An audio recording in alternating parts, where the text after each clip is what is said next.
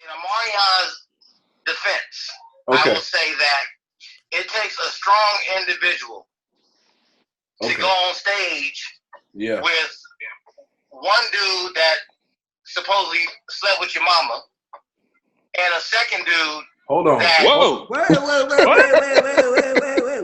Holy shit.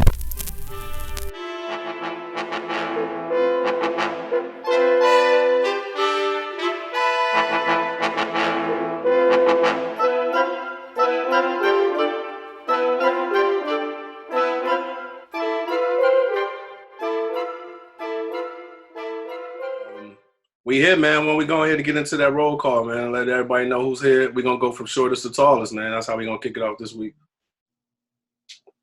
Well, live from the 614, fresh off a Badger slaying yesterday, and feeling good. And I'm happy to be here. Jason Fears. You know, I'm gonna give y'all my government name, and Damn. I got a lot on my mind to talk about today. So I'm ready to come with these topics. You know, it's the holiday season, and I got that 2020 vision on my mind.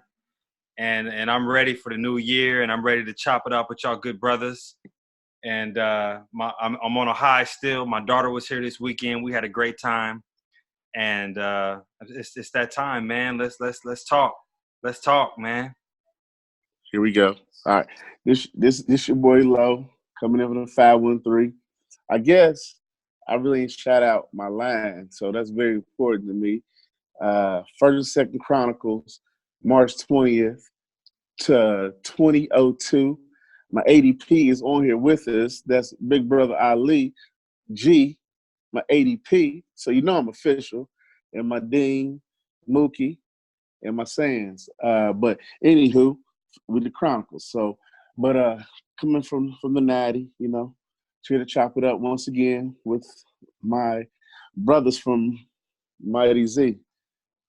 Peace and love. Greetings. This is your boy Dale, live and direct from the DMV, Bowie, Maryland, PG, all of that, by way of Gary, Indiana, 219, Triumph Zone, Deuce Club.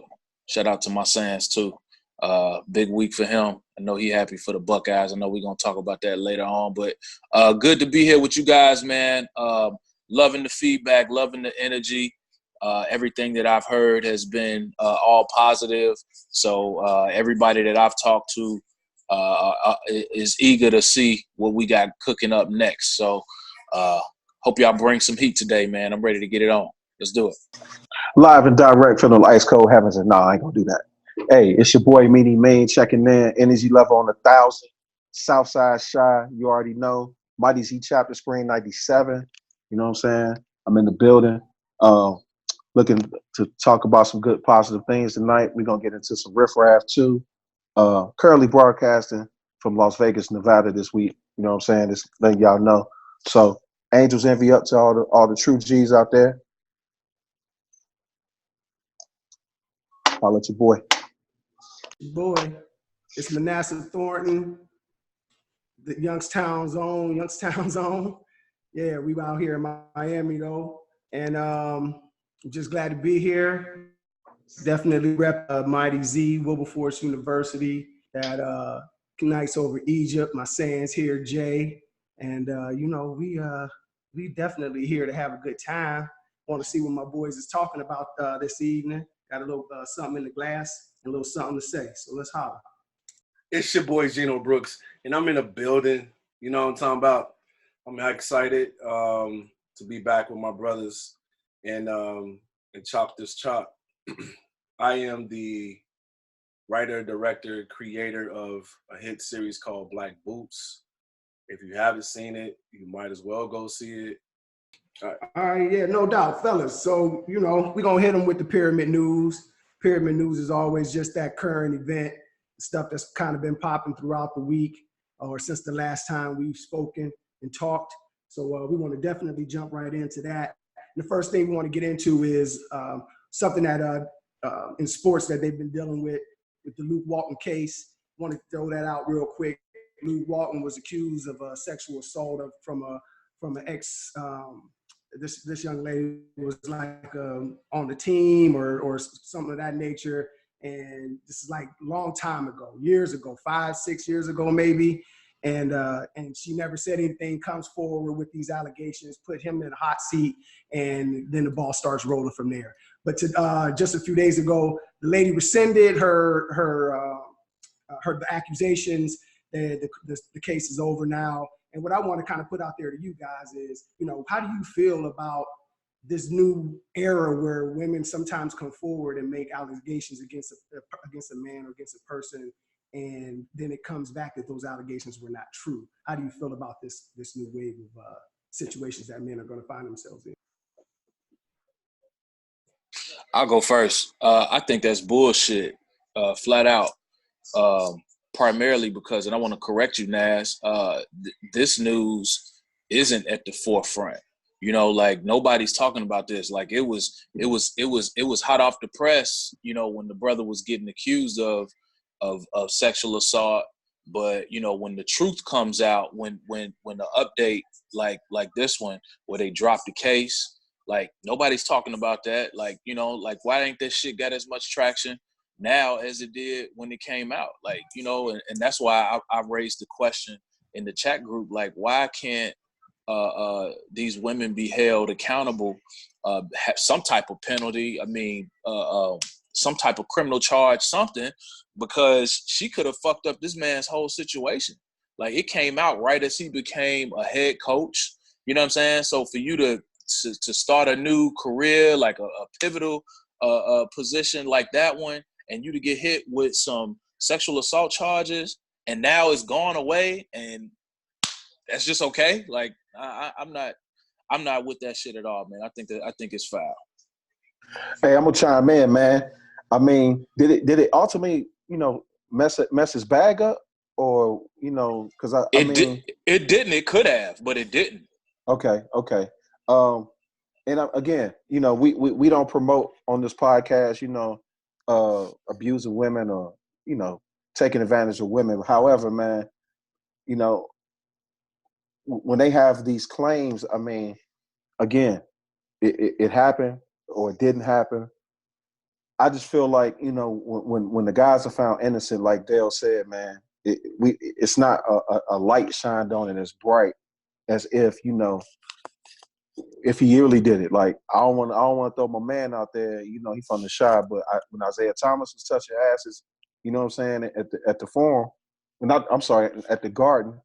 I mean, they shine the light on Isaiah heavy. You know what I'm saying? Like, and I mean, he recovered from that. I mean, if you want to say that, but my point is that the light need to be shined, man, differently when the brother's innocent. And I'm not saying Luke Walton is a brother, but what I'm saying is he got wrongfully accused. I mean, hopefully he filed a countersuit, to get his name and his reputation back to where it's supposed to be. Because, he comes from a legendary family of basketball players. So, and that's kind of, to my understanding, to your point, that my understanding is that's kind of the only way that you can go about getting back against an accuser is if you file a countersuit against them. Because I don't think it's no law against you filing these accusations. Like, I mean, if the police could try to do something to you like they were doing the old boy, the dude from who's the guy that made this from Chicago that made the allegations about being Johnson and being white people. Juicy Smollett. Juicy Smollett. Yeah, but shout out Dave Chappelle. The thing is that my problem is about the situation is, yeah, he can do the countersuit, but it's already out there, and that's all that it takes. Right. Damage is for done. it to be put out there, and you got so many people out here in America that will just read, and we talk about in the chat all the time. They read the headlines, and that's it. They don't go any further than the headlines. So all they know is this man then did something to a female that was alleged, and that's it. So no matter what, he tarnished. It's almost like the equivalent of when these league refs get calls wrong, and then the league will apologize to the team. Like, well, no, I still lost. So what is your apology going to do now? So it's unfortunate that it's so easy, in my opinion, for women, and again, I agree with Meen. We're not trying to promote. I don't promote anything, and but it's so easy for women to get that off, man. And his image is now going to be tarnished for that, even to some degree. I don't care if he gets away with it or not. It's out there, and that's all that matters. And that's when you Google his name, that's going to be like the first thing that comes up from now on. And you know what? I mean, I feel bad for Mr. Walton, but he's still gonna get 10 M's, 5 M's. What about Mike Tyson, who went to jail over, some allegations? Was that ever proven? What about, your everyday person who gets accused of something and there's no evidence? Hey, Lo, Bill Cosby though?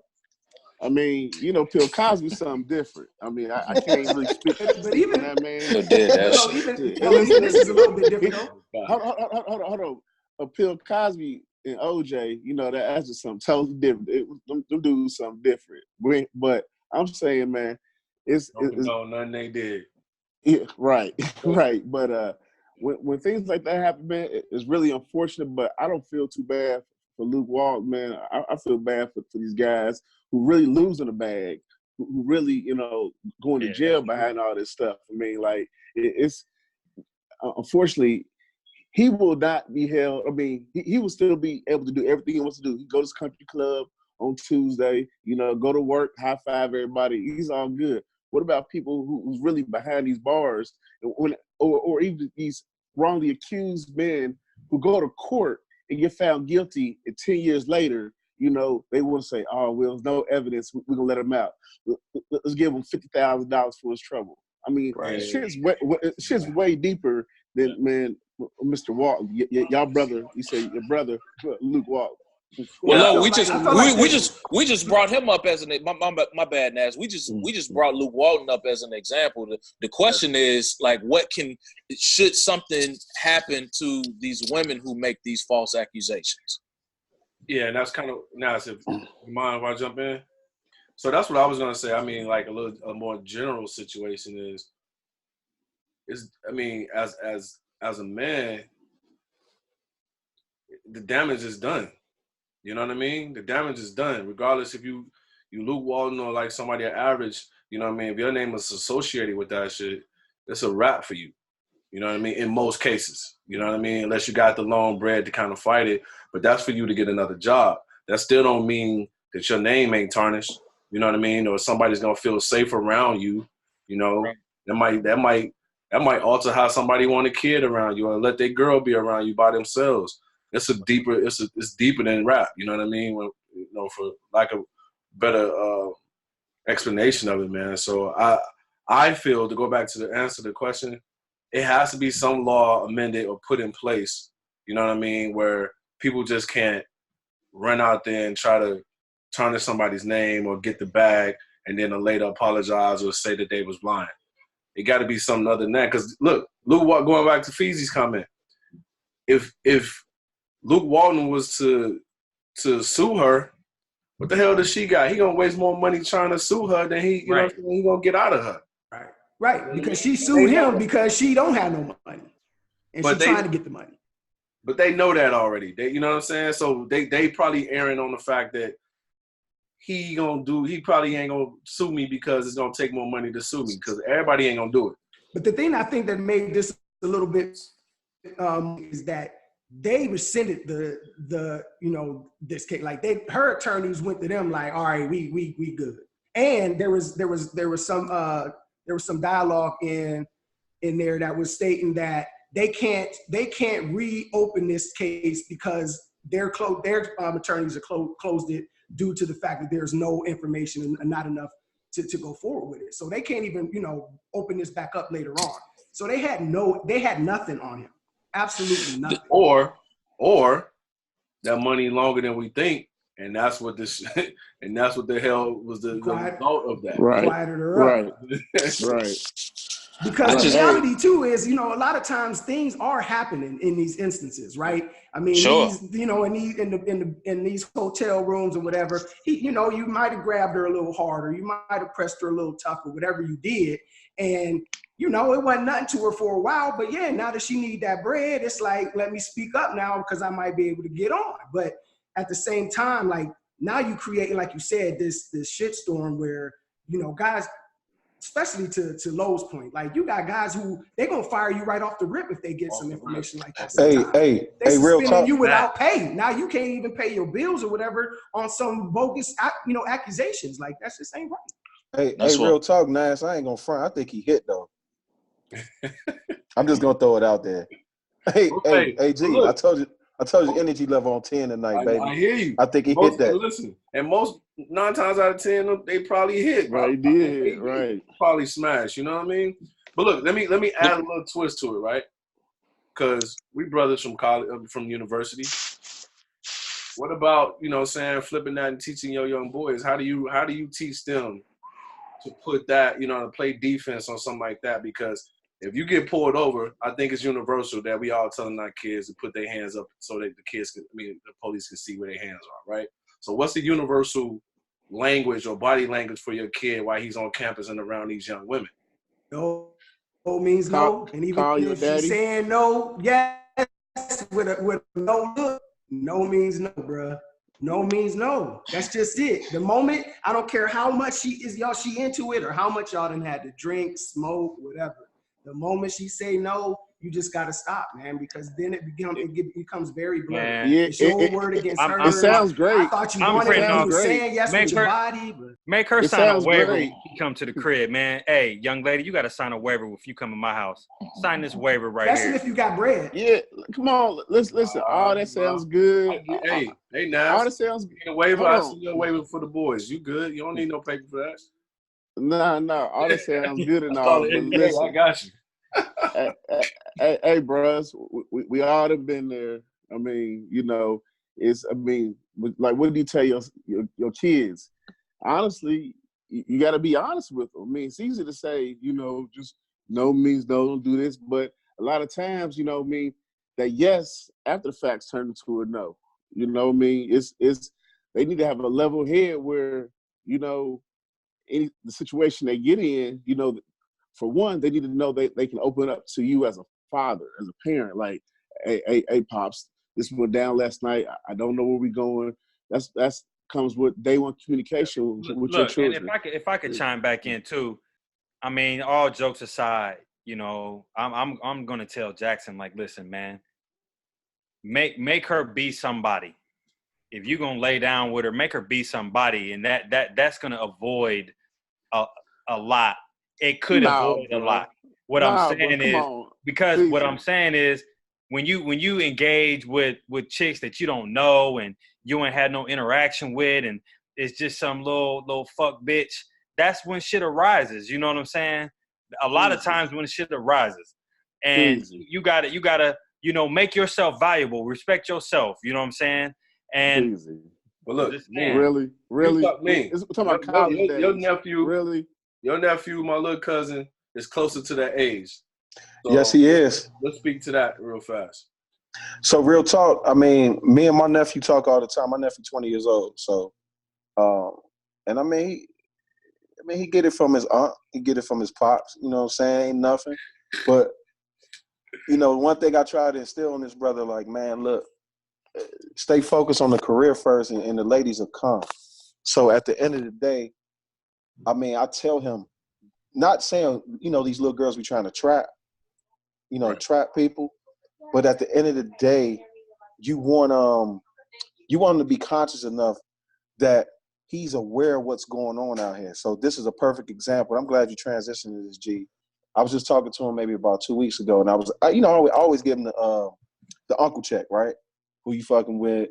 You ain't got no kids out here, you know, all that stuff, right? So depending on the mind state and the personality of the young brother, that takes it to the accountability of how he's going to react. Because I mean, 20-year-olds, man, I remember I was 20, bro. Facts, man. You know what I'm saying? That's what I'm saying. Man, I mean, when I was 20, man, I wasn't like my nephew. You know what I'm saying? My nephew, cool, calm, collective. I want cool, calm, and collective. So it all depends on the mindset. And I hear what you're saying, Lo. I hear what you're saying, but what I'm saying is, it was some chicks, and when I was in college, I had no business fucking around with, bro. I had no business, and I would have avoided a lot of shit by thinking with this head and not the other head. And sometimes I'm going to tell my son, nigga, think with this head first. Yes. As you should. It's a lot of chicks that I would have had no business being involved with. And that can cut down on a lot of bullshit. But Fizz, just like I said, I think it was a couple months ago or something like that. These girls are way different. The girls we had back when we was coming up. These girls is like, they get after it. Like for real. So I mean, you gotta be honest with these kids. Hey, Lo, boys. One more point too, man. And this some real shit. Sex education for the young males is different than how we was coming up. You know what I'm saying? I ain't gonna front. Hey, Dale, you already know what I'm about to say. They can pull out an iPhone, man, get free porn all day. You know what I'm saying? Word. So their idea of how to court, build a relationship, become friends with a young lady, they ain't happening no more, dog. They watching my man, what's the man with the Timbs with the sunglasses? It goes down in the DM. Yes, sir. My man, he be putting that Slayer on him, Justice Slayer. My nigga. You know what I'm saying? When you get your sex education, Justice Slayer, shout out to my nigga, Jay Slay. I'm honest, man. I mean, no, for real though. Young men, I mean, they don't have no base of how to treat a woman, man. That's real. I think let me chime in real quick. So to G's original question, I hate it when they mention a situation like this and they describe it as sexual assault, because sexual assault is so broad. And Meen just brought up a good point. I feel like these kids, or our kids, are gonna grow up now. I guess like we're gonna raise our kids to know, like, everything is considered like sexual assault, whether you touch on somebody's ass or if you bump into their thigh, or, you know what I'm saying? Because sexual assault is so general, anything could be sexual assault. So I think like to prepare your kids, man, like we gotta teach them early on, like everything that can be considered as some type of sexual assault, stay away from that shit. Yeah. Well, look, man, what about another sexual assault? You might as well call it, or some type of assault. James Harden, bro, what he doing to the NBA? Wait a minute, is that called great transition, dog? Great transition. Maybe not sexual, bro, but perfect segue, dog. Pause. Perfect segue, my nigga. That was an excellent segue. That was great. He definitely taking advantage of the league, bro. He taking advantage. He taking advantage of dudes' confidence out there, bro. Man. He taking things. So I know some cats in the NBA need to start putting some cases up against that nigga. Make sure they get some. Them niggas be tearing their ACLs and shit over this cat. The league ain't seen nothing like this, man. So let me ask you guys this then, like, and I've heard some pundits and guys talking about this a little bit. What do you think about what we're seeing? I mean, this dude is averaging almost 40 points a game this year. Yeah. 40 a game. He's averaging 40 a game.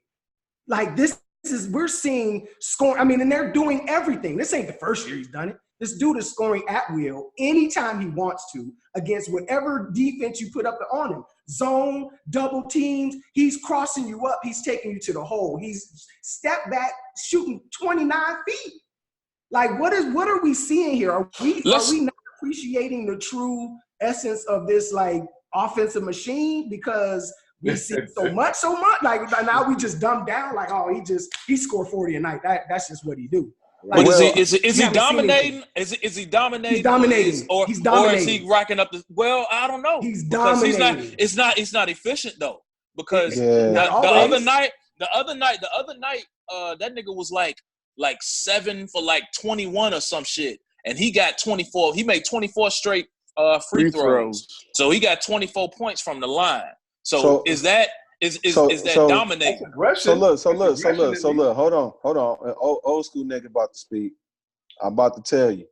the physicality of the league is way different. So I was just about to say that. So I mean, if he was doing that against, I don't want to hear what if like he can't help where he because he can't listen. This argument of like hold on, because like this argument we can have it all the time. Like he couldn't be able to deal in the old school NBA. He doesn't have to. He would because he's not in the old school NBA. Thank you, Lo. That's He not would what I was not. going to say. Against that. That's not what I was going to say. His teeth would be knocked out. Hold on. I'm not gonna compare eras because it's a different era. But what I will say is the league is an offensive league now. It's not a defensive league. Cats are not playing defense. So, yeah, he can rack up 20 to 30 shots because nobody is checking him, because it's somebody on the other team that wants to do the same thing. And they're waiting like, okay, you're going to shoot up that three? Wait till I get the rock back. I'm going to do the same thing. Nobody's checking these dudes anymore. Nobody plays defense anymore. Nobody. And Jason, just to add to that, see, Nash, you don't want to talk about it, but ain't no Robin out there. Ain't no what's my man, the freckle Jason Mahorn down there. Ain't nobody that's assigned to him all night in his face, giving him a hard time because you can't do that no more in the league. So yeah, I know the argument. The argument is if Ron Artest was still playing, Harden would have a fit. Right, Harden would lose it, man. Right, so that's what I'm saying. I mean, I get it. He getting buckets and it looked good, but at the end of the day, man, the NBA, like Jason said, has tailored the game to one side of the court. Defensive side of the court, besides Kawhi and maybe PG and Pat Beverly and maybe some other put him cats. in there. You better put that man in there. Who? You don't put him in there. Okay, the King. Thank you. Sorry. Thank you. God. Anyway, like I said, how many defensive geniuses do we have in the league that focus on defense? Listen, man, all I'm saying is – it's a great question. All I'm saying is James Harden don't have nothing to do with none of that. He plays in a league that is given to him. And at this point, this dude is scoring more points than anybody has ever done in league history. And if you're right about what the league – I agree with you that it has been tailored towards an offensive type of league. But why can't everybody else put up 40 a night? This dude is averaging 40 points a night. And then it's a little bit disrespectful to some of the teams that they ain't playing no defense on them and they just allowing them to shoot wide open jumpers. But Kobe would have had 60. Offense is about the Kobe would bag. have had 60. But check this. Fun fact. I mean, Jordan averaged 38.1 in 89 in an aggressive league. Wilt averaged 50 and 20. Kobe would have had 60. And all I'm saying is you got somebody who hasn't done it since them guys. So you hadn't had anybody do it since. I mean, look, I'm not taking away nothing against James Harden, man. He can ball. I get it. Yeah. But I mean, he got a different platform. That shit ain't fun watching him. There ain't nothing special. There's nothing special about what he's doing there. Nothing. No, I'm not gonna say nothing special, but I'm just like, special. I mean, he still got to make the buckets, bro. He still got to. Yeah, he do. Let's listen. It ain't special at all. My bad. I shouldn't even put that in the thing. It ain't special at all. Nas. Have you seen her watch the Houston Rockets play? That shit damn near boring, man. Like, damn, okay. How many games have you watched of Houston? This season? 4? No, I'm just talking about everybody. I watched about 2 or 3 games. 2, 4. I've only watched a half a quarter, literally. Because I'm being honest. But that's my question to that is like, is it because you just don't like his style? No. I mean, look. Because he still got them threes he's shooting, bro. He still got to make them. Yeah. I just look. Hey, man, look. Maybe I'm stubborn. I just come from an era, man. You play in the context of the game, man. Sometimes pass the ball, fast break. I want to see some dunks. I want to see some aggression. I don't want to see the same fucking step back every this nigga do the step back every fucking play. Literally. Right. I get it. So do y'all Hey, Dale, we can hear you. You ain't gotta hold your mic, bro. You ain't gotta do that. Breaker 19, breaker 19. Sometimes I be hearing my voice in the ears, and other times I don't be hearing my voice in the headphones. Oh, okay. But, okay. So do y'all? So I take it, Meen and Lo, y'all don't respect his game. You don't respect his game. Shit is just boring. I mean, that's all. She's born. All right. So listen. So we got a couple more minutes. We're gonna stay on this NBA thing before we move to the boxing, the Joshua Ruiz fight that happened this weekend. Real quick, everybody is should be super excited. I know I'm super excited to see my man Melo back on the court, doing his thing out there in Portland, man. I'm so happy to see this dude playing ball. I just feel like, that time away made him, I don't know, maybe just made him appreciate the game a little bit more. But how you guys feel about seeing old Melo back? Let me jump in first, since I'm the one that was in the chat saying what Melo and everybody else had me. My God. You know what I'm saying? Now listen, when I say this, I'm not saying Melo better than anybody. I'm just saying, for me, in his 17 years, for many of the times on the court outside of Derrick Rose and Kobe days, Melo was the person I wanted to watch. And to see him get done, I ain't say he was better than nobody. I'm just saying that's a fan favorite of mine. I like Melo. And to see him get done like that, bro, was ridiculous. And it was crazy. Did y'all see the timing of it? Y'all don't even know if y'all really paid attention to the timing of that. When that shit was going on with Kaepernick, Melo got the call too, around the same time. What call? What you talking about? Meaning, like, for the workout. Obviously Melo's was straight to plan, but it was around the same time. You know what I mean? When Kaepernick shit came out first, right? Then Melo got the fucking call, and then he joined up on the Trailblazers. But I'm happy to see him back. And here's the other thing. While y'all was talking about him and Lala wasn't good since 50 pulled out our tatas, who was in the crowd FaceTiming their kid? Lala back, bruh. Hey man, he couldn't let Lala stray that far. Lala is just too beautiful. Here's the thing, and I got to knock against the king, man. If you my mans, and you know I got some go in me, why don't you go to the front office and put me on the bench or something? He will. If you my man, LeBron is a GM player. He could have got him on the team. Yes, I like what you. I still think at the trade deadline, Melo gonna be a Laker. I really do. It don't matter. They guaranteed his contract. Oh, they did. Yeah, they did. But the point is, he should have been a Laker. I agree. That's your man's. Outside of he got some go on you. He better than half your roster. Put him on the bench and put him on an unguaranteed contract. You could do something with him. That's your man's. Maybe Bron needed to see it first too. Hey man, and just to speak to that, I love that hustle in him where Melo got bread. He really didn't need no money. Like, he really wanted to prove that he wanted to play. Like, he took that non-guaranteed contract. Most cats wouldn't do shit like that. Like, this dude is a proven veteran. This guy's gonna be a Hall of Famer. Like, he was a baller. Like, we have such short memories as human beings, man. Like, we forget that this cat was one of the coldest dudes in the league during the time of Kobe. I feel it was disrespectful that he got done like that. Like, this has been so disrespectful in the league, man. And again, to speak to his character, there was not one person that didn't speak highly of this cat during the whole time. Every time somebody was asked on camera about Melo, they was like, "Yo, this cat deserves a job." Yeah, but hold on, Nash. You know what was a knock against him in its own wax when he made a big joke about him coming off the bench. It was a couple years ago. Yeah. And the people had it against him, like, these niggas don't come off the bench. He didn't want to play no role. Exactly. He said the same thing wrong. He said the same thing wrong. Like, I tried to tell my cousin that when Derrick Rose came out talking about he worth more than what he was talking about, that was the worst thing that he could have fucking did. But let me ask you this. Is Melo saying, like, me coming off the bench, like laughing that off? Is that it?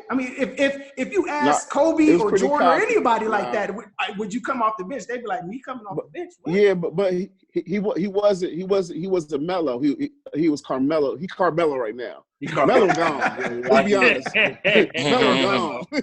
Hey, go ahead and go through the commercial, because go through the commercial. We come back. This is brought to you by Angel's Envy. As you notice, I refrained from commenting anything about Carmelo because he broke my heart because he didn't come to the Bulls when he had that time to get that chip in Chicago. So I'm gonna leave Melo alone. But we'll be right back. Holla at your boy. Cheers, Mike. That's just hilarious, man. This weekend, Ruiz and Joshua squared off, of course. I wasn't very interested in this match because I kind of figured a little bit that Ruiz was going to get a little lax after that nice win. And I think I was a little bit right. Dude came in about 500 pounds overweight. Got that check. Like, check he weighed like 270. He weighed like 270, bro. Like, it was too much. So if you saw the fight, what did you think? Did you anticipate this being a Joshua win? And even better yet, what does this mean for the Deontay Wilder-Joshua possible matchup? Hey, man, I was going to say, first of all, man, what happened to his face? Jesus Christ. Did you see his face? Touch that boy up. That boy got touched. That was worse than a pumpkin head. God damn. That's all I got to say. His face was fucked up. Tony Atlas said it best, man. He said after you get that bag, you got the check, but you still got to hit that alarm button at 5 a.m. to go train, and it's hard to do it if you get that bag. For what? For what? Listen, he wasn't going to beat Joshua anyway the second time around, regardless he got up every day or not. Josh was coming knocking that boy block off. So, hey, shout out to Ruiz for the double up check, man. hey, man, shout out to brother Milo's Black Santa though. I just peeped that though. Yes, I like that, man. I need that. But man, anyway, continuing on. Before we move on though, my thing is why I feel like UFC is taking over boxing, man. Like, that's more exciting than boxing. I'm sorry, man. Heavyweight boxing. I'm not a UFC fan like that. I'm not either, but it's interesting. I seen a dude get his face knocked off yesterday, man. And literally his face knocked off.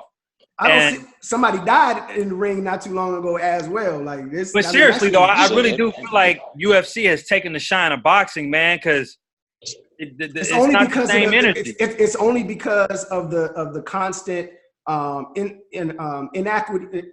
What am I trying to say? Like the cheating. It's the cheating in boxing. Like, you know what I'm saying? I'm serious, bro. I think it's the lack of quality heavyweight fighters. Yeah. I think when it's heavyweight fighters, like Floyd was a heavyweight. That's what I'm saying. Like, I mean, because we so used to watching the Floyds in the lower level, the lower weight classes that, you know, we just kind of, you know, like, I mean, you got to have an appreciation for boxing to appreciate that sport.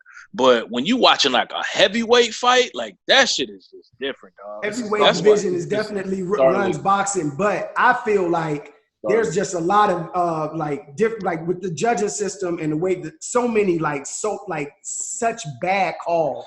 Just where these boxing matches where you saw the winner, and then all of a sudden it's 115 to 110, 119 to 109. It's like, where did you get? What's going on? Like, I mean, if you can't get a winner with 3 judges or however, they need to change that system. I just feel like it's corrupt.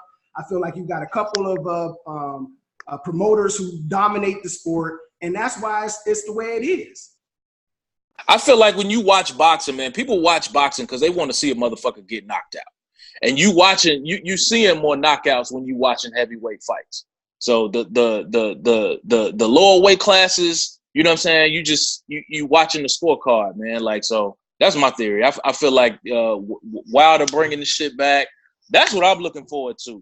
I want to see Joshua fight my nigga Wilder, and he really bringing the heavyweight boxing back to the forefront, man. So that's my thing. I'm a heavyweight guy. I want to see the heavyweight fights. So bring on Joshua and Wilder. Let's see my man Wilder knock Fury out in a couple months, and then bring on the Joshua Wilder fight.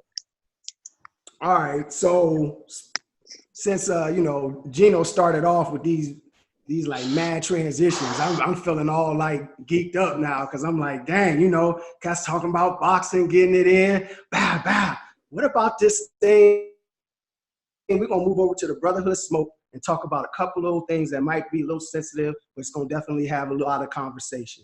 And that's one of those things is the situation that's been going on with Lil Fizz and Omarion and all of these guys who who have been, dare I say, trampling on each other's territory, pissing on each other's territory a little bit.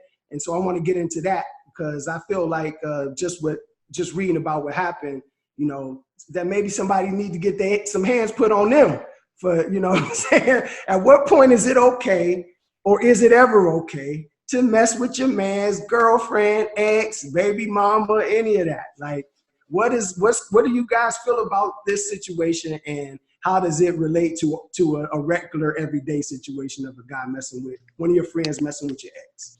Hey man, I'm gonna tell you something. The Sagarin ratings on our podcast about to go up substantially, boy, because this is a touchy subject. I mean, Ratchet TV, which I take part of, and watching Love and Hip Hop, and yeah, man, I mean, I don't even know where to start. I mean, first of all, yeah, I mean, like, on the Fizz point, I mean, yeah, you could come with the nice guy. I'm trying to just look out for my boy, girl, and all that. But when did you like get it to the point that you don't even like your own girl or any other woman in your life, and you trying to like, you know, wife? I mean, that's crazy, bro. Like, and I mean, Hold on. No, I'm gonna say this on the flip side too. Omarion too, man. Like, I mean, his silence was golden, but at some point, man, he should have nipped that shit in the bud. It's so many platforms out here. Shout out to Vlad. Shout out to Drink Champs. Hold. Listen, I gotta. Go ahead, bro. I mean, my bad. Y'all. Hey, y'all can talk. Y'all can talk bad about Vlad, but hey, man, you gotta give Vlad the police, bro. You gotta give props to Omarion on how he pulled that shit off, dog. That shit was fucking legendary status, man. Like all that shit. I'm just talking about the platform. I don't care about Vlad. I'm just talking about the platform of just speaking your voice and just getting it off. I mean, you can't sit in silence as this dude is on TV getting money via VH1 with your girl. I'm like, I mean, whatever, your baby mom, whatever, man, you ain't saying nothing. I mean, you gotta say something, man. You know what I'm saying? So, G, what were you about to say, G? Sir, did I tell y'all that? Which concert? No. I mean, ain't nobody gonna know who I am. So I went to the B2K concert. Oh no, they know who you are, dog. Don't be like that. Let me tell y'all the whole setup. I ain't forgot I got this tea. So my boy Chris, I can say his name, is a bodyguard for B2K. Is specifically Bulls, right? So I go to the concert. I'm on the side, so I'm not even in the crowd. I'm like where the media is at, you know, like, you know how they be having the speakers right there in that little gap. So that's why VIP, man, VIP. Hey, man, shine, man, shine. But now that all this shit is coming back, it's just dawned on me. I was there in one of those moments. So what ended up happening was, after the what's name, we go to the back with all the people, all the stars. It's OT Genesis. Who was there? Talk your shit. Girl, I seen Big Pooh there. I seen I seen a whole bunch of them motherfuckers. And in the room where Chris was standing next to was Jay Fizz. I mean, what's his name? Fizz's room. Jay Fizz? My bad. Fizz room. And in Fizz's room, dog opens the door, and y'all know about the April thing, right? But anyway, I saw her there. I was like, oh shit. So when I talked to my boy, I was like, yo, he's like, yeah, they together, bro. Now this was going on months ago. During the tour. Wow. So my point of saying all that is that I was trying to explain the proximity of where their rooms were. Omarion's was the first because he's the head. So it's 1, 2, 3, 4 doors down. Damn. Fizz, Omarion's kid. Damn. And the kids was in there too with him? Oh, yeah. Now you done stepped on the toe. Boy, now you done This is why. Now you want to shoot me in my pinky toe. Now you want to shoot me in my pinky toe. 4 doors down, though. Hey, dog. Down. That's why you gotta give props. That's why you gotta give props to how Omarion did that shit. Exactly. That was the ultimate fucking clapback. Cause he was quiet. He was quiet. His silence was calculated. Exactly. The whole shit. He was like, "Yo, while y'all eating off VH1, I'm silently about to eat off of this shit. Cause y'all eating off of it that way, I'm gonna eat off of it on a different way." Cause he been letting him eat it for a minute. Everybody waiting to see what my reaction is and how I'm gonna speak out. I'm gonna do that shit the right way. I'm gonna speak out on this platform, and then I'm gonna speak out right before I announce my tour that you motherfuckers ain't even in on. That shit was hard as fuck, dog. I respect Petty. That took Petty to a whole nother level, dog. Salute to that nigga. Shout out to Omarion, Hey, Lo, G, the only reason he's saying that because Omarion is Scorpio. Fuck out of here. But wait. Hold on, real quick. So I mean, I don't respect how Omarion handled that. He should just, I mean, that's your man's. This ain't like no guy around the corner. You don't know. This like your right hand man. Exactly. Nah, it's gonna be some furniture moving, some tussling. You know what I mean? It's gonna pop off. Then we can be on some petty shit. But it's gonna get a little physical. You know what I mean?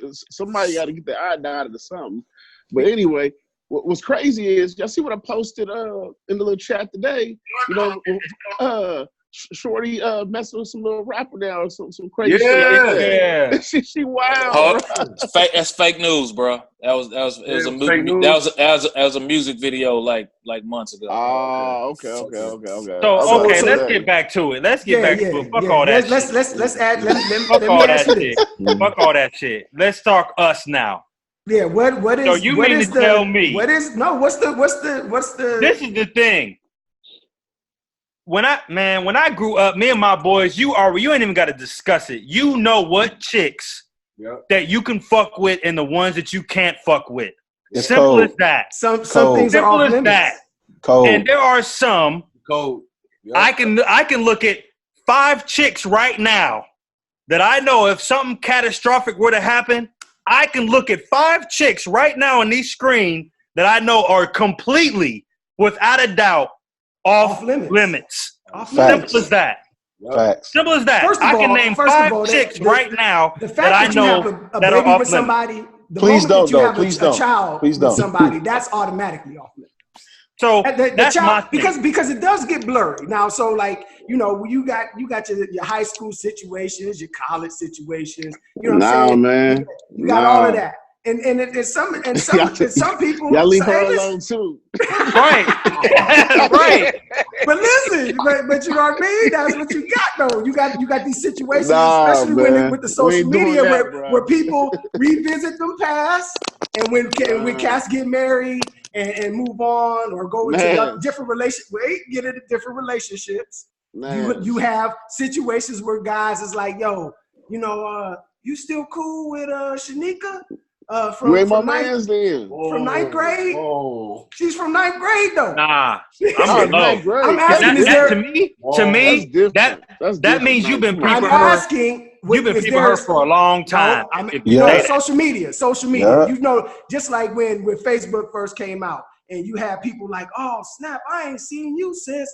I ain't see." It happens. If you ain't been married or you divorced and you get to mingling with people on this internet, you're going to come into contact with people that used to mess with other people, especially small schools like we went to. So my question to y'all is, hold on, I'm trying to ask y'all a question. The question is there a statute of limitation even for old girlfriends? Like, if you dated a chick in your sophomore year, I mean, we grown now. God. Can I go back and holler at her?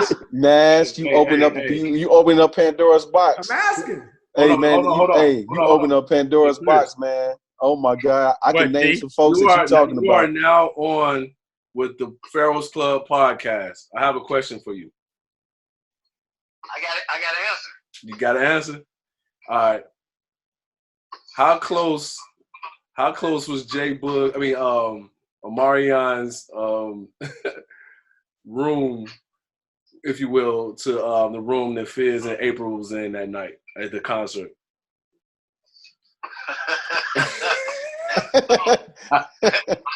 Oh, that's funny as shit. They weren't close at all. Actually, they was on separate floors. They was on separate floors? Yeah. All right, because I remember I saw that room. I saw her in that room. That was like 4 doors. That wasn't on Marion's floor then? Oh, you mean at the actual concert? At the concert, yeah. I'm talking about the concert. Oh, yeah. Okay, I thought you meant hotel room. Nah. O's dressing room was down the hallway around the corner. Right. Damn.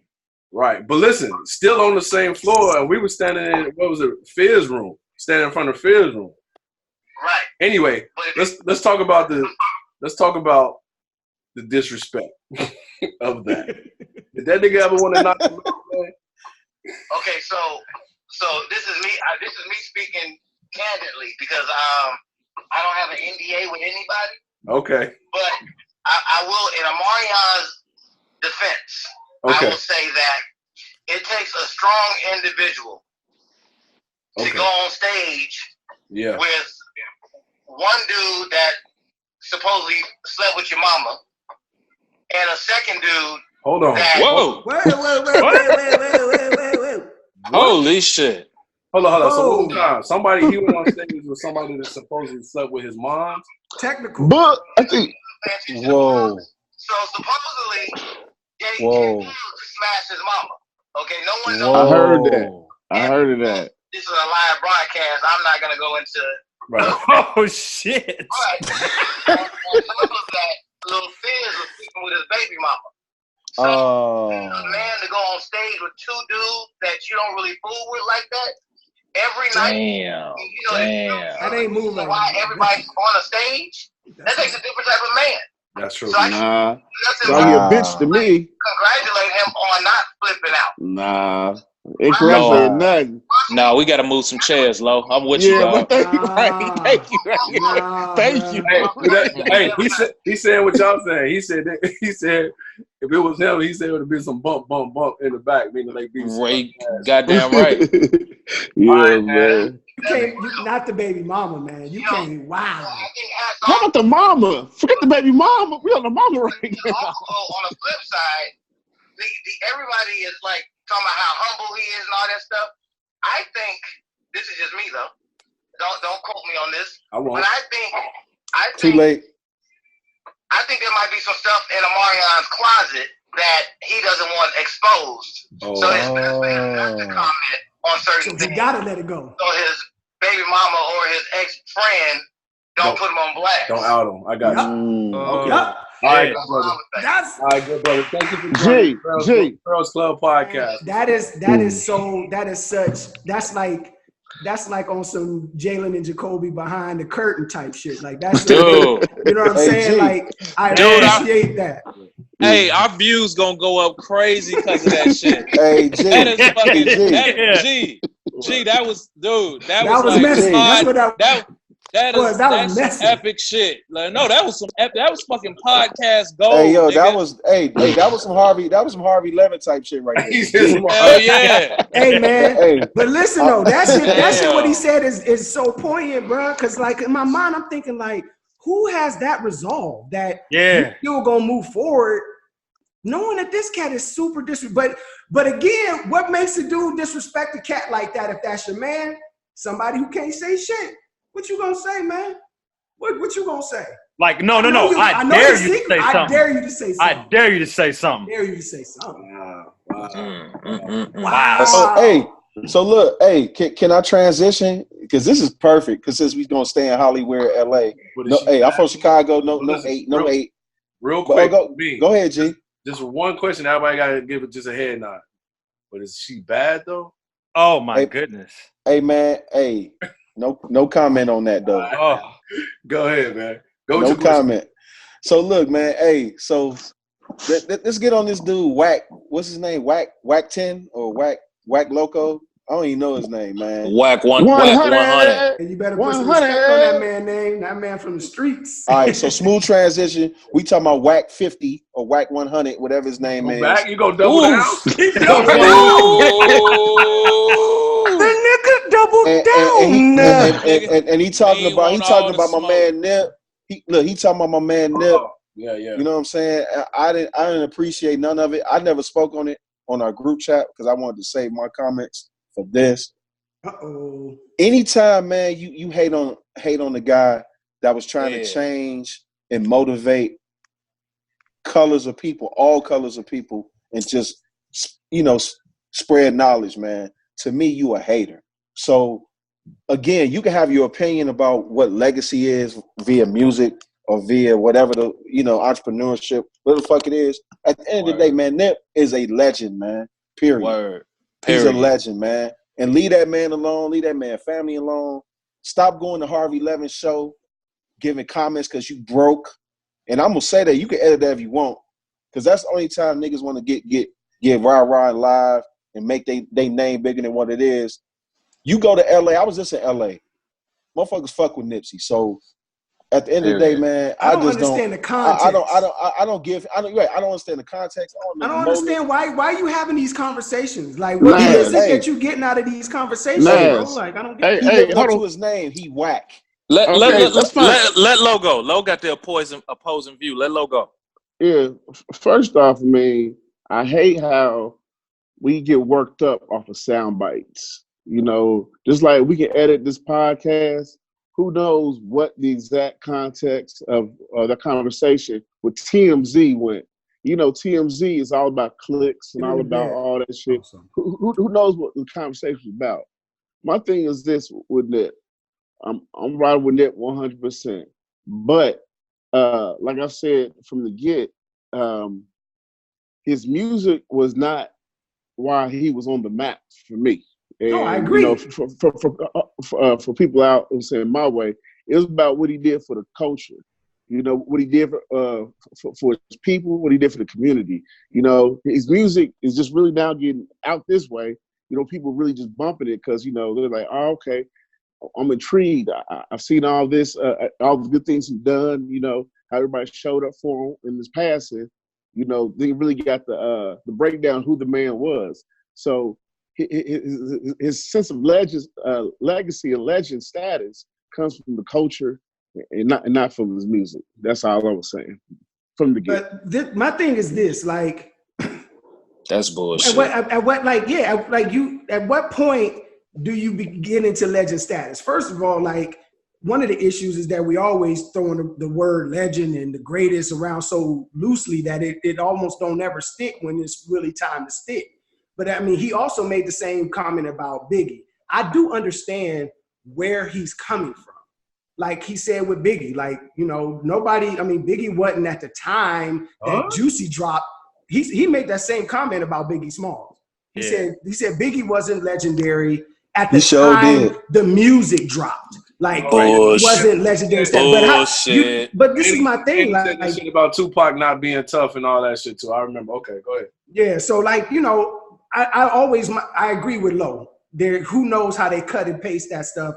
But he also goes on multiple places, multiple venues, and keeps spewing out the same thing. And I just don't understand the context of it. Okay, so he wasn't a legend at the time that his music dropped. But the nigga's a legend now. Why even say anything negative about the dude? He is, but let me chime in too. So I agree. He's a legend because of, again, what he did for the culture. But I've talked to many of people, and I've heard people say like, oh, most people don't even really know about Nip until now. They only got hype or talked about him now that he's passed. But a lot of people didn't rock with his music or know his music at all when he was living and doing his thing. Mm-hmm. So if you base it on record sales and data as far as that goes, he probably isn't legendary when it comes to just that. Mm-hmm. Just that. But why does that piss Wack off? Why does that piss him off? so much that he got to say I don't shit know. Even if somebody, I'm gonna give him the benefit of the doubt. Somebody probably asked that nigga a question about Nipsey, and he answered it. But that don't mean shit. Like, that nigga's fucking dead. And you can tell the impact that he's left on people. That nigga's a fucking legend, dog. So out of respect, and maybe he just get pissed off that people always throwing around like they know niggas, because the dude is from the street. But I just wouldn't say anything. Nothing. Just don't say nothing. Yeah. Because his people is mourning. I mean, shit, I've been a Nipsey fan for years, dog. I swear to God, I play Nipsey every day. I'm still fucked up over that shit. I don't want to hear that shit. I don't want to hear them disrespecting that dude. You know what I'm saying? And my second point is this whole legendary shit. Like, there's no fucking database. There's not a fucking Guinness Book of World Records that documents who's a legend or who's not a legend. Legendary status is all subjective. Period. You know what I'm saying? So in my eyes, that nigga's a legend. And in other people's eyes, he was a legend. In the West, in Cali, before he got killed, that nigga was a legend. So you can't dictate how somebody. Oh, damn. Did it cut out? No. Hello? Go ahead, Dale. Oh, okay. Oh, so you can't dictate how somebody perceives who is legendary. In Chicago, motherfuckers don't know who Bump J is, but that nigga's a legend. In Chicago, Twista's a legend. Motherfucking Oakland, Mac Dre is a fucking legend. You know what I'm saying? Down south, UGK is a fucking legend. So you know what I'm saying? UGK's worldwide. Oh, well, whatever. Nigga. Before UGK blew up in Houston, the motherfuckers was fucking legends. Scarface, fucking legend. For Arthur, first of all, album sales. I don't want to hear that album sales shit. Don't dictate legendary status. Thank you. Big L died. Nobody even heard nothing from that nigga. Well, that's my thing. Like, a lot of people become legends after they die. That's how it is. Big L. I don't understand the argument. A lot of times people become. It's the old saying.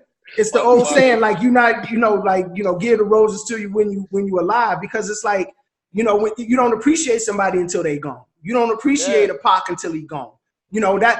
Pac's music wasn't being taught in universities while he was alive.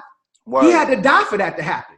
Word. You know what I'm saying? Like, that's when you become legendary for some reason. Like, it ain't until you die that you know somebody. Like, to me, legendary status really is off of impact, dog. How much influence and impact you have on people. That's what dictates. It's not fucking album sales. So wait, real quick. We brought him up real quick. I'm sorry, but real quick, we brought Biggie up. Biggie had what? Two albums? Two albums. What made him a legend? Because he was hot. Impact. Storyteller. Because he was fired. The best color. Because he was amazing. I miss him right now. Fizz. They took Biggie's body through the borough, nigga. I mean, like, if that ain't legendary, they ain't done it since. So, hold on. I want to ask y'all this. We can go to Biggie all that. They did that to Nip. Yeah. They did. Hey, they gave him a marathon. That's fine. They sure did. They took Shorty Low body to the Blue Flame. What you mean? You think he ain't a legend in the A? Yeah, he a legend. That nigga is a legend. Yeah. What I'm saying is, who says who's a legend? Who gets to determine who's a legend? I got a question for y'all though. We got to jump off. It's about to okay. All right. Got a commercial break. Commercial break, Meen. Go ahead, Meen. Come on, Meen. Once again, this is brought to you by Angel's Envy. Go pick it up. It's very smooth. Holla at your boy. So I wanted to ask y'all a question. So y'all know the game just dropped last week, last Friday. Pretty slick album or whatnot. Mm-hmm. Even before that, the blast back on game is he started this little Nipsey Mondays where he posts stuff on IG, talk about Nip. Then he changed his record label to Prolific Records. And as you know, prolific is the word tatted on him. Meaning is all about Nip, you know what I'm saying? It's tatted on his face, music about it, Do y'all think it was a money grab for game? Or or is this, you know what I'm saying, some like Game really representing for Nip? Because apparently Nip's people is coming after Game's head over it.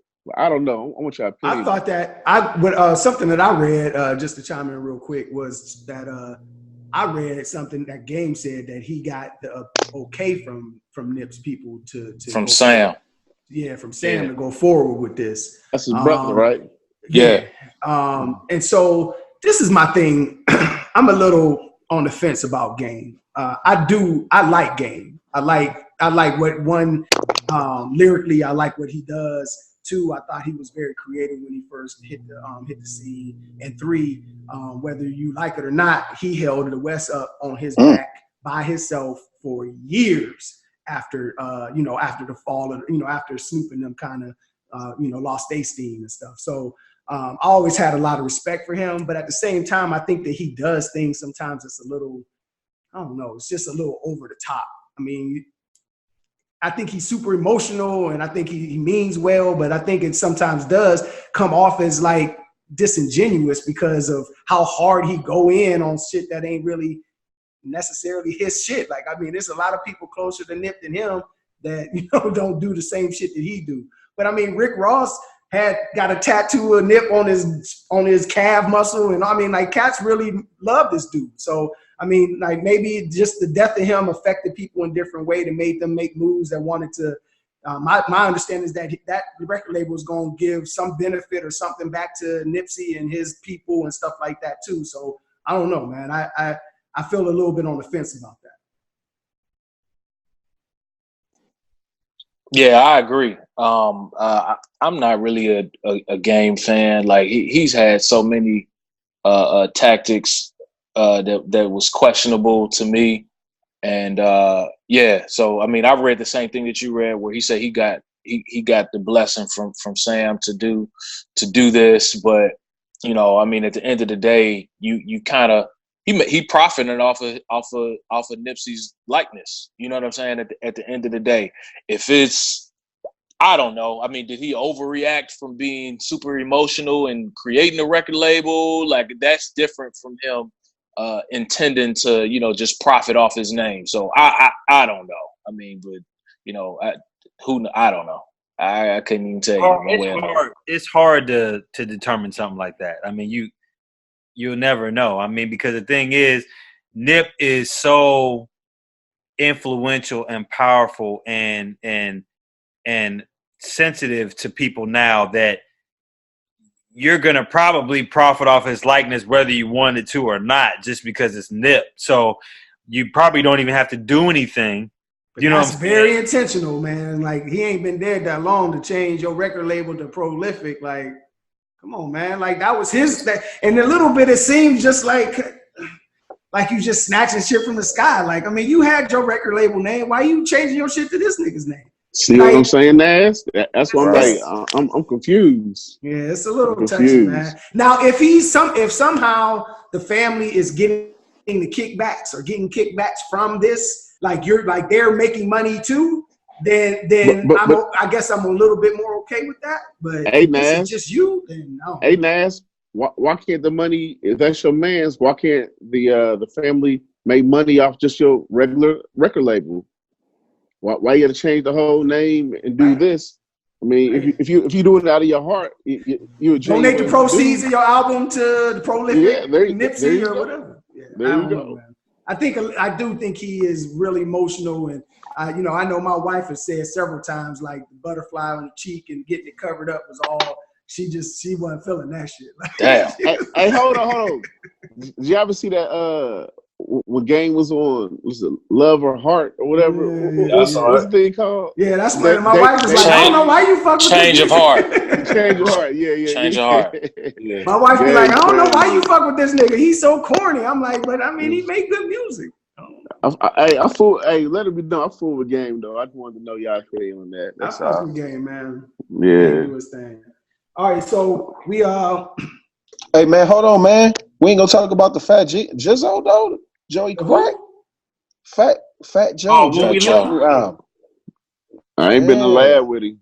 I'm lost. What's going on? Nice. Yeah, he got some heat on there. You know what I'm saying? Heat on there. I'm listening to the baby right now. I ain't gonna lie. All right, so let's transition into the hymn. The hymn is that segment that we're gonna talk about, anything music, dealing with what we listening to, what's on your playlist, on your on your your iPods or D'Angelo Russell. D'Angelo Russell? Or D'Angelo. Put some respect on that man name, man. That's an artist right there, bro. That's a motherfucking artiste, boy. Hey, true that, brother. True that. I ain't gonna front. I gotta change my pick. It ain't my dark fantasy though. Oh, I was coming to you. I was wondering that dirty Sprite too. I took that joint to the lab all week again. Lord have mercy, man. Y'all tripping, man. Hey. Don't you say Drake and don't you say Drake and one more time, boy. And technically, My Dark Fantasy is not a part of that decade. You know that, right, Geno? It was in 2010. You gotta go 2011 to 2019. It starts in 2009, cuz. Yeah, man. What you doing? What kind of math you working, bro? Nah, dog. 2010 to 2020. Is that the decade we talking about? No, we talking. Well, it ain't 2020 yet. 2009 to 2019. Hey, man, hold on. What decades y'all counting? So we 2009, 2019. The last 10 years. That's man. Fuck some commas. Don't you? Hey, man, I'm just telling y'all. You take that dirty Sprite to the head, your whole life gonna change. That's what I'm gonna tell you. Hey, listen, man. That was Vegas. We was in Vegas with that drop. It's a lot of couple bangs on there, but ain't no couple bangs on that. Hold on. Let's rewind it. That's not. I need this to be said on this podcast. G want his respect. I want my respect. So when you was talking that album, I was telling you a better album was the Dirty Sprite 2. You right? No, you was right. I said I'm changing it. But What a Time to Be Alive was dope too. No, it was. It was. I ain't never said it wasn't. It ain't Dirty Sprite 2 though. It ain't that. Some comments. Look, can I go first on the hymn now? Yeah, absolutely. Hey man, I'm gonna tell y'all, man. Since Cuz went in. He took it on the head, on the chin for giving me my props. What I gotta say, since he left LA, bro, what I have in rotation is Dave East, bro. That boy, go. His new one? His new one's Bible, bro. It's a banger all the way through, bro. For real. Yeah, I've been banging that too. He give it up. So I've been on that, and obviously I think we all united on the Fat Joe thing, the Fat Joe joint. Fat Joe did his thing. Y'all gotta watch the video. That shit is hilarious, though. Fat Joe did his thing. I mean, I've always felt like, I never felt like he was like a dominant hip hop artist. Like, you play too much. There you go. There you about to do. It's like kill yourself, right? Hey, listen, man. Right. I'm a hip hop head too, and you do another. Ain't everybody gonna agree with all y'all motherfuckers, man. I'm sorry. I gotta throw the monkey with you. D'Angelo style, baby. Yo, we got long. That's gonna be my new thing. Whenever I step in on the wrench, D'Angelo, baby. Yeah, hitting y'all with that D'Angelo style shit. So like, I never really I always respected him. Like, I bought his albums when he came out and all that. But obviously, when Pun came, it was like, oh yeah, you not that guy. This is the guy. Look, real quick, ever since Pun died, for me, it was always like, yeah. Real quick too, let me throw this in too. Y'all might laugh at me. But YBN Corday. No. I listened to it. It was tough. That album is fire. It's tough. Out of the young boys, I give these young kids a hard time, but that dude got a nice ass album. Okay, yeah, it's tough. A little old to the old school. What's his name? Mixture with that new shit. YBN Corday. Hey, it's old school shit, man. Sound crazy, Fizz. It's as old school as you gonna get without it being. He knocking down Osaka. Hey, look, check it. Yeah, he is. But look, as long as you don't do Adele and throw that Pee Wee Longway out there too. Oh, bro, I wish we would rewind that.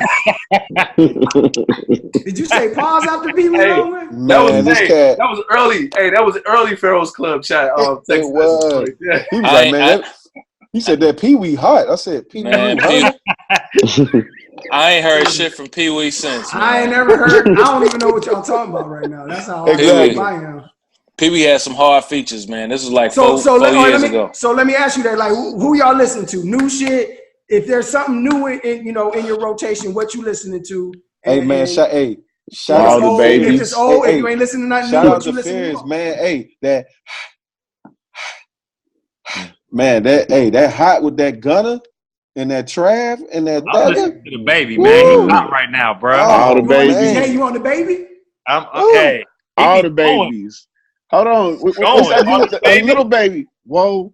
I post my drip daily. Whoa. I don't know what he's saying. That shit hard. Whoa. Hey, I'm on the Baby, bro. I ain't gonna lie. That's my rotation. Man, you know, I ain't so much on that on some of this old young gangster shit y'all be on, but give me that new Planet Asia royalty with Din G. Oh no, that's fine. Give me that Black Savage, that Royce 5'9". Give me that Black Savage. I'll take that for sure. Sure. Hey man, hey man, I gotta give a terrible shout out to my boy Com. Who was hyping up that Common album, dog? Damn. Hey man, I'm from 87. Hey, I'm from 87 Cottage King Drive. I'm from there. Hot garbage. Is it? Oh man, it's real heavy, man. It's super heavy. Man. You gotta watch that with your therapist. Yeah, it's like you gotta listen to that album with. It's like Electric Circus. It's like Electric Circus too, dog. That shit. Ouch.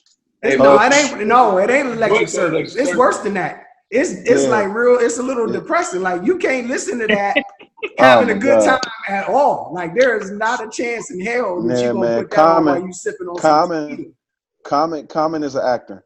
I mean, unless he go back to underground. Not a rapper no more. I Listen, love man. him, My favorite song on the album, the nigga comes out and start talking about how he was touched when he was a kid.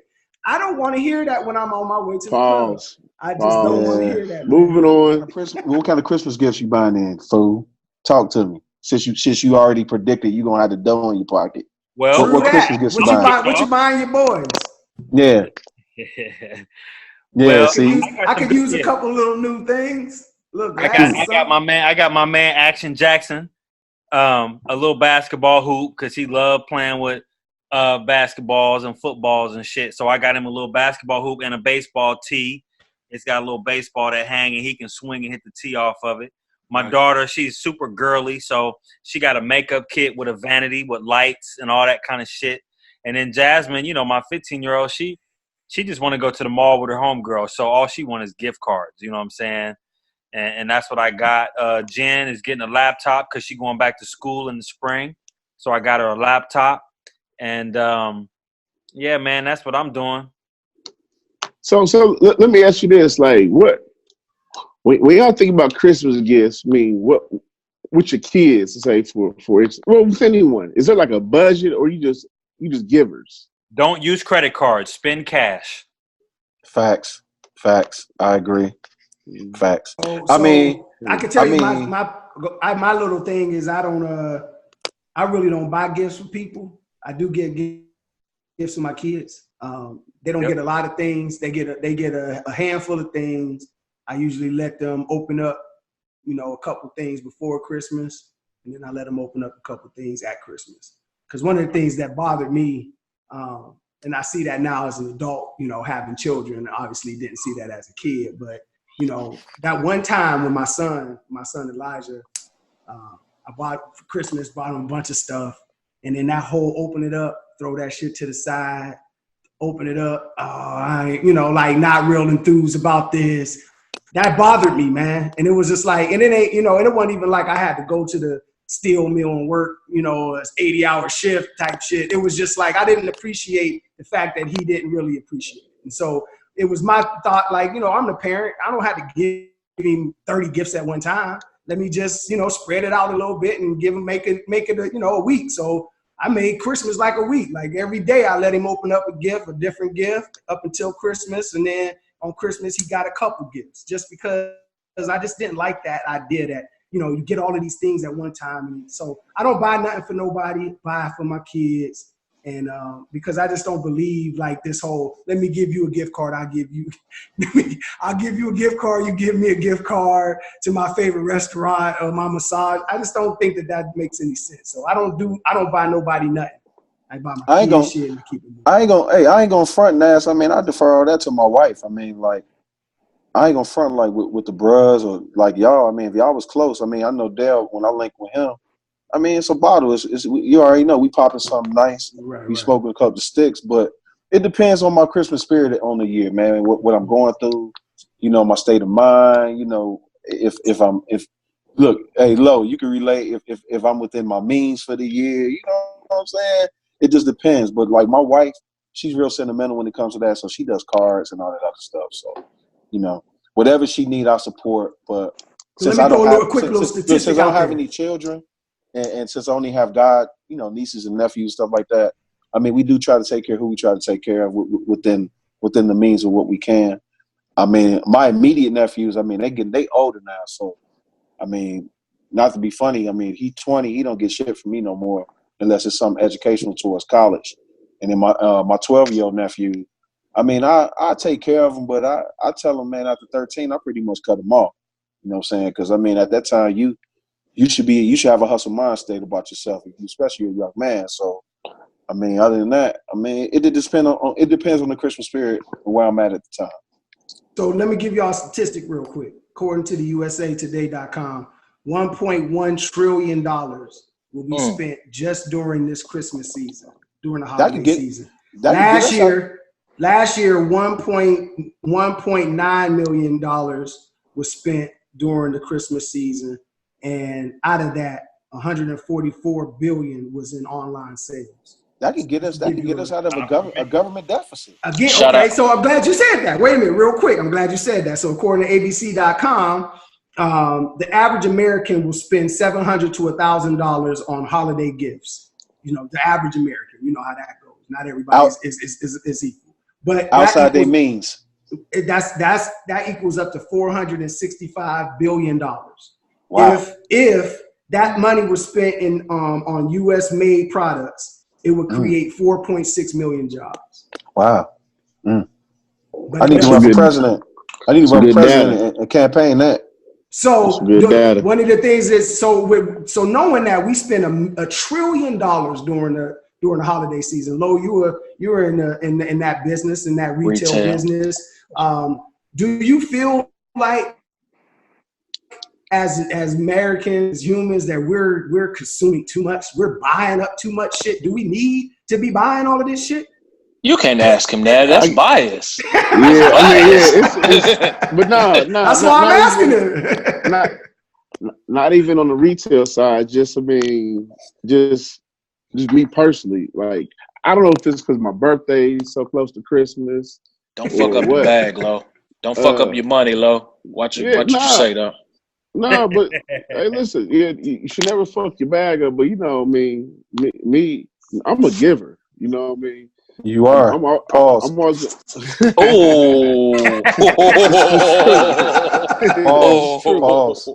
You know what I mean?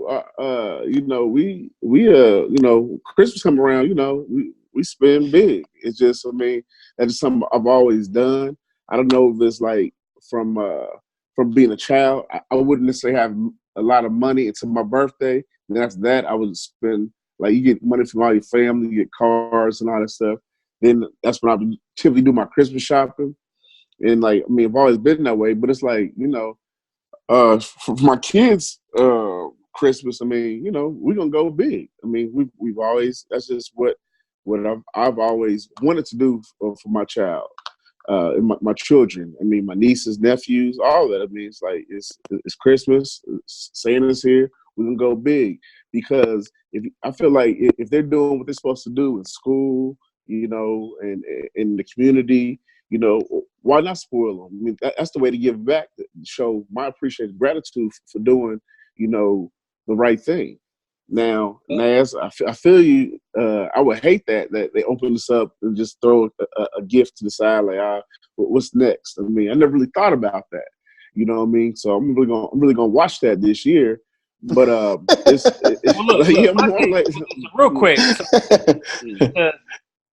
with all this spending, you know, I feel like if you're gonna spend, let's spend with our local business and our small business owner, you know, and entrepreneurs that's out there that's trying to make they it. got PlayStation they got PlayStation there, what you think about that? You know, if we're gonna spend, I mean, why spend your money with with Macy's and all these other big companies, and you got local business owners that are around here that could use some of that $1 trillion talking about. Saying that's perfect, because listen, in that same article, ABC.com discussed, if you spend $64 on an American product, American-made product, that would create $200,000, 200,000 jobs, new jobs in America. If everybody this season spent $64 on an American-made product, that money would generate enough to create 200,000 jobs. Yep. And so, like, to that point, yes, like entrepreneurship, starting to support people who are creating their own businesses, American-made businesses that are right here in the roots, right here in our ground. Dale, you're the perfect person to throw that off to. Can I add one thing though? I'm gonna give you a quick folktale.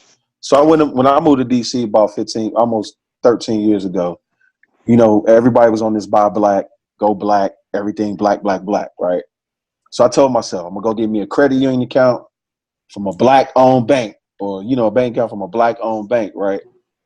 Only thing is, man, is quality, man. Like, I'm big on quality, and I mean, I get it. You know, we wanna make America great again, and I ain't throwing no shot at nobody, but again, man, sometimes American-made things, man, don't have the same quality as if you get it globally. And I mean, I ain't saying that globally China got better quality? No, I ain't saying little kids in huts somewhere out in China somewhere. I ain't saying that. What I'm saying is, when you look at the market and you look at global economy actually stimulates markets better than just being a nationalist economy. So exports and imports coming to our country actually help the economy more than rather us just buying all American. Okay. And the only reason I'm saying that is because, and I'm just going to get it to the black business component, right? I try to support a lot of black businesses in DC and in Chicago, but the quality of what you get don't be the same, man. You know, and I ain't going to front. I'm colorless when it comes to that sometimes. Like, I try to give my people the benefit of the doubt more than once, right? But it just seemed like we don't get that concept, and we try to help each other with that. But, you know, we have a tendency to get on guard when somebody try to help you, and it actually don't work out. And eventually some of those minority businesses and building within our own don't work out like that. Because again, if we are going to go, and Dale, I know you about to get fired up. If we are going to do it, look, if we are going to do it, let's do it to the best of our ability, man. You know what I'm saying? Like, if I come to your black restaurant and I'm bringing my family with me, man, it should be the same expectation that if I'm going to fucking Cheesecake Factory. You understand what I'm saying? Treat me the same way. Give me the same quality of customer service, product, everything. I don't want to leave that motherfucker like, damn, I want to support my black brother, but man, that shit was terrible. You understand what I'm saying? So, but again, I work hard for my motherfucking money, man. So, I ain't trying to be a conservative about that shit, but what I'm saying is, man, it's a certain expectation of what you put out, and your output has to be comparable to everybody else, man. So, if you want people to support you. So a couple things. Key word in what you said, man, is customer service. And I feel like when you are supporting black businesses, your expectations have to change, because you're talking about supporting something that's independent, that's being started up from the ground, and you comparing it to something that's been established for hundreds of years and decades of years, and it just ain't there yet. And that shit takes time. You know, and the other thing is, I feel like with black people, we have to be conscious of that, and we have to be prepared to help build somebody up, Because if I'm starting my business, anybody that starts a brand new business, like, you're not gonna be, like, your shit ain't gonna be squeaky clean. I mean, hey, this podcast, this is started up. Right. You know what I'm saying? We gotta work through it. We gotta build it up. It's no different from any businesses that you want to support. Now, if you supporting it over time and the shit don't change, then that's a whole nother conversation. But if you supporting them and you helping them and you giving them feedback and trying to build them up, then that's what we have to buy into as a people, man. We can't expect to go into a startup business and expect for them to be fully functioning like they've been rolling for for years and decades. We are worst enemies, man. No, we are our own biggest critics, our own biggest enemies, man. That's all bullshit. I mean, like, come on, Meen. Come on, bro. Like, I'm being honest. There's some truth. Bro. I believe there's some truth in what Meen is saying, because I do feel the same way. But I also had the other way. Why do we criticize the black restaurant or the black business harder than we criticize another up and coming business? That's also true. Why do we do that? That is also very true, because we are our worst enemies. Listen, I didn't hold on, man. Hold on, man. Meen, hold on. I didn't do that. I agree with you, because I do feel the same way. I do feel that there is a lack of real understanding of customer service and business acumen when it comes to a lot of black businesses. Not all, but a lot.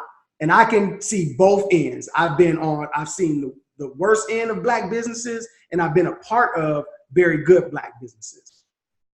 For example, City Wings, Detroit, Michigan, right? My cousin owns that restaurant. I helped him when he opened it up from the first day, and had to be there for the building of the culture for the restaurant. It's been open for 10 years now.